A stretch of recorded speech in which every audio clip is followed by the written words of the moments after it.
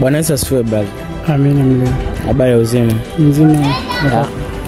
Unaweza kutuambia kwa majina yako, unaitwa nani lakini pia umetokea wapi? Mimi kwa jina langu naitwa Emmanuel Edward. Natokea Malawi.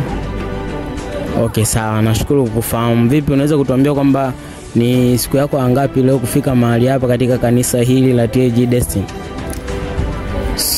Ni kuomba kama siku ya leo ni siku ya kwanza, lakini kwa napitaga ila sijawahi kuingia. Ila leo ni siku ya kwanza.